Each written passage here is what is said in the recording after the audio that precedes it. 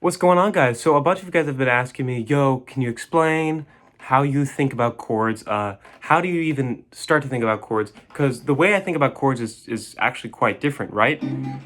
I tried to think about stuff not within the basic diatonic framework, right? Although that is very valuable. So the way I like to think about it is major and minor, really. That's like the basis of all my chordal knowledge, so to speak. So if I'm thinking C major, right, the equivalent to that is A minor. Does that make sense? So if you have C, and this is how you work for any tonic, really. You just take the note, and if you don't know this already, the sixth of a chord, right? The sixth. So if you're in F, D, right? That's the equivalent to the major version. It's minor, right? So if you're in F major, you can think D minor, right? So you can be like,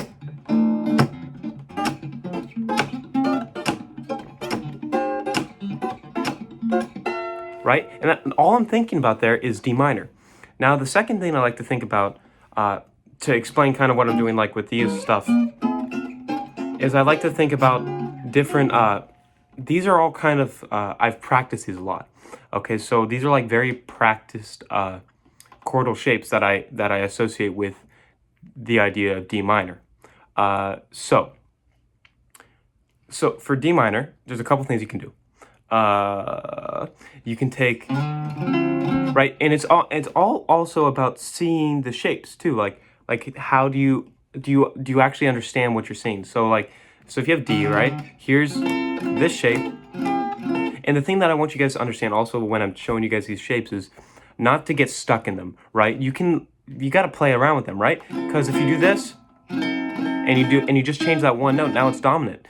And if you just do this, like now it's a dominant form too. And now it's a different minor. So just changing even one note makes all the world of difference, right? You're in minor, you change one note, now you're in G dominant 7, right? 13 add 9.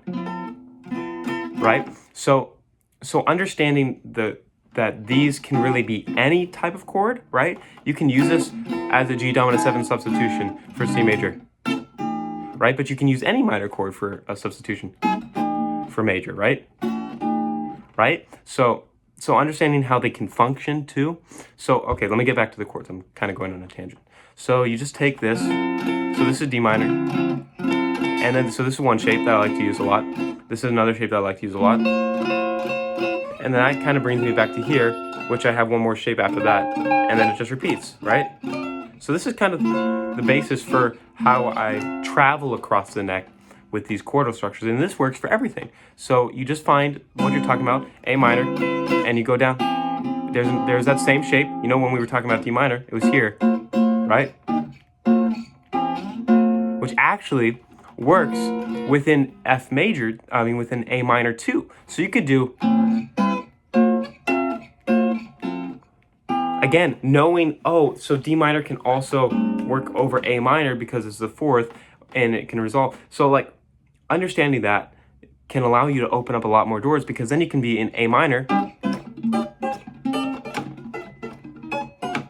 Now I'm doing all the shapes that I've been practicing over D minor, but I'm just doing them and I'm implying them in A minor, right? A minor, A minor, D minor, D minor, D minor, A minor, A minor, A minor. So now that's a really obscure shape because that's a B flat, right? So we could go,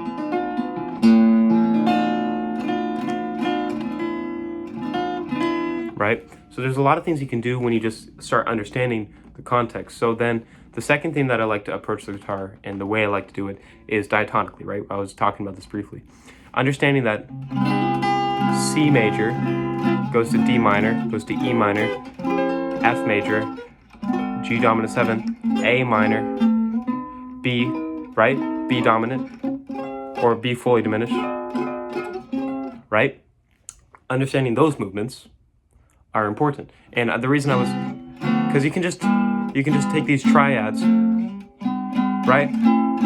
And you can do a lot with them. Oh, sorry. Right? You can do a lot with these triads. Because then what you can do is you go, and now you have diads.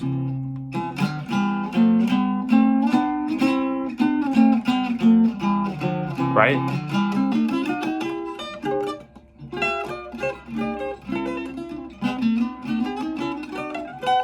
Right? I hope that makes sense. So, so for when you're playing A minor, right?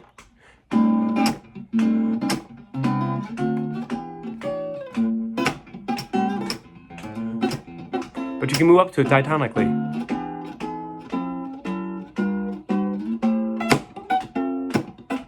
And what I was doing there is I was just taking half steps to my liberty, because you can resolve anything within a half step. So if you do, that works. If you're in D major, right? It's similar shapes resolve similarly. So if you think about similar shapes resolve similarly, it makes sense because it's all moving down in half steps, it's all moving down in a whole step, and it's the same shape, same intervals moving down. So you can use really any C major shape to resolve to any C major shape, or right? I hope that kind of clarifies. The way I think about the guitar is very, very different. I know.